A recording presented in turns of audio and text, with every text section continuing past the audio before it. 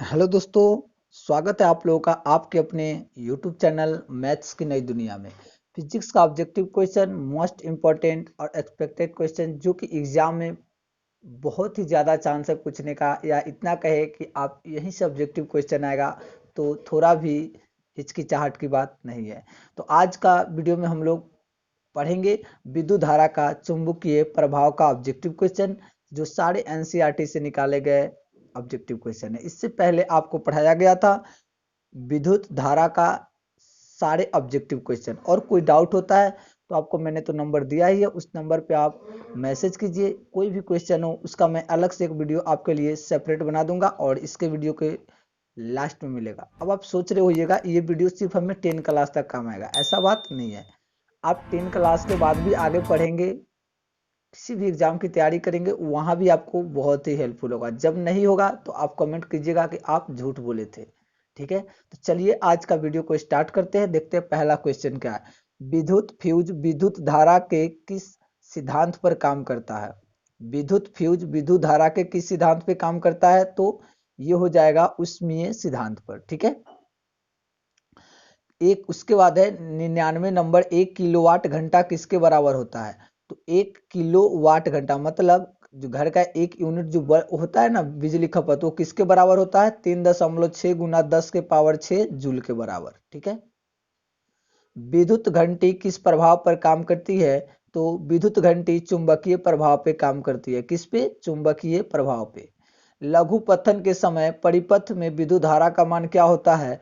तो लघु पथन का मतलब होता है शॉर्ट सर्किट, और शॉर्ट सर्किट के समय परिपथ में विद्युत धारा का मान बहुत अधिक बढ़ जाता है, जो कि सी ऑप्शन है। अगला क्वेश्चन, डायनेमो का सिद्धांत आधारित है। तो डायनेमो का जो सिद्धांत आधारित होता है विद्युत चुंबकीय प्रेरण पर आधारित होता है। किस पे? विद्युत चुंबकीय प्रेरण पर। अगला क्वेश्चन है, डायनेमो से किस प्रकार की धारा प्राप्त होती है? तो डायनेमो से डीसी और AC, direct current alternate current, यानी कि दिष्ट धारा और प्रत्यावर्ती धारा, दोनों धारा प्राप्त होती है। अगला क्वेश्चन है 104 नंबर, कि विद्युत बल्ब में कौन सी गैस भरी होती है? तो विद्युत बल्ब में निष्क्रिय गैस भरी होती है। कौन सी गैस? निष्क्रिय गैस। और विद्युत बल्ब के फिलामेंट टंगस्टन का बना होता है, ये भी आप पढ़ रखे हैं। अगला क्वेश्चन है 105 नंबर, भारत में उत्पादित प्रत्यावर्ती विद्युत धारा की आवृत्ति क्या होती है? आवृत्ति फ्रीक्वेंसी क्या होती है? तो 50 हर्ट्ज होती है। ठीक है, अगली बात है, हमारे देश में विद्युन्मय तार एवं उदासीन तार के बीच कितना विभवांतर होता है? मतलब विद्युत वाले तार और उदासीन न्यूट्रल तार के बीच कितना का विभवांतर होता है? तो 220 वोल्ट का। अगला क्वेश्चन है, विद्युतमय तार किस रंग का होता है? मतलब मेन तार, तो उसका कलर लाल होता है। ठीक है, लाल होता है। अगला क्वेश्चन है, घरेलू विद्युत परिपथ में उदासीन तार का रंग होता है। उदासीन मतलब जो अर्थिंग वाला होता है, आप कह सकते हैं उसका क्या होता है? काला तार, काला तार। चुंबकीय क्षेत्र का एसआई मात्रक, तो चुंबकीय क्षेत्र का एसआई मात्रक क्या होता है? टेस्ला होता है। ठीक है दोस्तों, तो चलिए अब अगला क्वेश्चन 110 नंबर, विद्युत चुंबकीय प्रेरण की खोज किसने की थी? तो विद्युत चुंबकीय प्रेरण की खोज फैराडे ने की थी। ठीक है, अगला क्वेश्चन है, दी गई वोल्टता के स्रोत से जुड़े किसी चालक के प्रति सेकंड उत्पन्न ऊष्मा होती है। तो किसी वोल्टता के स्रोत से जुड़े हुए चालक में प्रति सेकंड जो उत्पन्न ऊष्मा होती है वो धारा के वर्ग के समानुपाती होती है।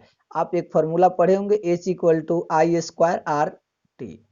ठीक है, यहाँ पे धारा के वर्ग के समानुपाती होता है। अगली बात है कि निम्नलिखित पदार्थों में कौन चुंबकीय पदार्थ नहीं है? तो देखिए, चुंबकीय पदार्थ तो लोहा भी है, निकेल भी है, कोबाल्ट भी है, लेकिन पीता नहीं है, सॉरी पीतल नहीं है। क्यों? क्योंकि पीतल का मैंने एक ट्रिक बताया था, ये किससे मिलके बना है? पिताजी। ठीक है, इसलिए ये नहीं है। पीसे पीतल किससे बना है? तांबा और जस्ता से, जा से जस्ता, ता से तांबा। पृथ्वी का विभव होता है, तो पृथ्वी का विभव कितना है? 0 है। अगला क्वेश्चन देखिए, चुंबकीय बल का एसआई मात्रक है। चुंबकीय बल का एसआई मात्रक क्या होता है? न्यूटन प्रति एम्पियर मीटर, न्यूटन प्रति एम्पियर मीटर। अगला क्वेश्चन देख लीजिए, क्या है कि चुंबकीय क्षेत्र के प्रभाव में विद्युत धारा, तो चुंबकीय क्षेत्र के प्रभाव में विद्युत धारा का क्या होता है, तो चालक पर बल उत्पन्न होता है। क्या होता है, चालक पर बल उत्पन्न होता है। किसी भी क्वेश्चन का आंसर पता है तो आप कमेंट जरूर कीजिएगा, और कोई भी प्रॉब्लम हो तो इस सब का मैं वो डिटेल सॉल्यूशन भी आपको डालूंगा, मतलब आपके जो बुक में पढ़ना है उसको। ये तो ऑब्जेक्टिव क्वेश्चंस है। चुंबक द्वारा धारावाही चालक पर लगाए गए बल की दिशा ज्ञात की जाती है।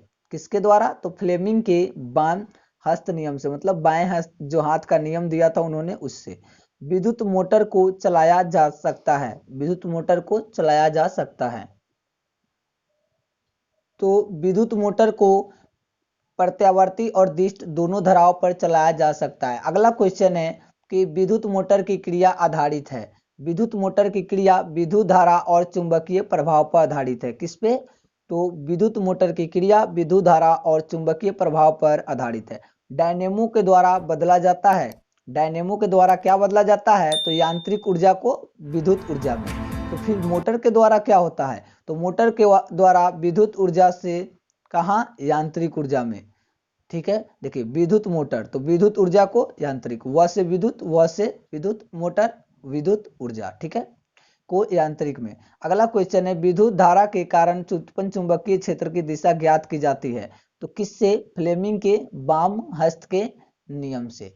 ठीक है, अगला क्वेश्चन देखिए, चुंबकीय क्षेत्र एक ऐसी राशि है जिसमें क्या होता है, तो परिणाम और दिशा दोनों होता है, इसलिए सदिश राशि के नाम से जाना जाएगा। किसी कुंडली में प्रेरित विद्युत वाहक बल का मान उसके संबंध चुंबकीय फ्लक्स के परिवर्तन के दर के क्या होता है, तो किसी भी कुंडली में प्रेरित विद्युत वाहक बल का मान वो चुंबकीय फ्लक्स में परिवर्तन के दर के समानुपाती होता है। ठीक है, अगला क्वेश्चन देखिए कि किसी क्षण चुंबक के अंदर चुंबकीय क्षेत्र रेखाओं की दिशा क्या होती है, तो किसी क्षण चुंबक के अंदर चुंबकीय क्षेत्र रेखाओं की दिशा दक्षिणी ध्रुव से उत्तरी ध्रुव की तरफ होती है। कहां से, दक्षिणी ध्रुव से उत्तरी ध्रुव। जब आप चुंबक को ऐसे लटकाएंगे हवा में तो एक सिरा उसका दक्षिण तरफ, एक सिरा उसका उत्तर तरफ जाता है। जल विद्युत संयंत्र किस ऊर्जा को विद्युत ऊर्जा में रूपांतरित करता है, तो जल विद्युत संयंत्र स्थितिज ऊर्जा को विद्युत ऊर्जा में रूपांतरित करता है। कि स्थितिज ऊर्जा रहता है और उसको क्या बना देता है, विद्युत। वह उपकरण जो किसी परिपथ में विद्युत धारा की उपस्थिति संसूचित करता है उसे क्या कहते हैं, तो विद्युत धारा की उपस्थिति दिखाता है उसे आमीटर कहते हैं। अगला क्वेश्चन, माइकल फैराडे थे, क्या थे, तो एक भौतिक शास्त्री थे।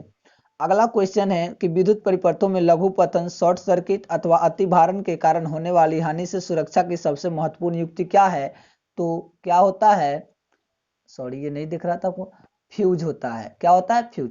इसी को, फ्यूज को लगा करके आप अपने घर के लगे बल्ब, पंखा, टीवी इन सबको जलने से बचा सकते हो कि जैसे ही शॉर्ट सर्किट होगा तो फ्यूज का तार गल जाता है।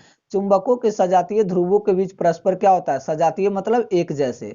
तो दो चुंबक लेंगे, अगर दोनों उसके दोनों चुंबक के सजातीय ध्रुव को एक साथ आप करेंगे तो क्या होगा, प्रतिकर्षण होगा, सटेगा नहीं। लेकिन जब एक दूसरे के विपरीत होगा तो वो आसानी से चिपक जाएगा। तो कैसा लगा वीडियो। अब इसके बाद आप देख रहे हैं लास्ट चैप्टर आने वाला है ऊर्जा का स्रोत। इसके बाद फिर करेंगे स्टार्ट केमिस्ट्री का, बायोलॉजी का। ठीक है दोस्तों, तो फिर आपसे हम मिलेंगे अब नेक्स्ट वीडियो में। कोई भी प्रॉब्लम हो तो आप मेरा नंबर व्हाट्सअप 70 65 35 43 10 पे मैसेज कर सकते हैं, और सभी प्रॉब्लम का सॉल्यूशन आपको मैं बहुत ही अच्छे तरीके से एक्सप्लेन करने की कोशिश करूंगा। Thank you.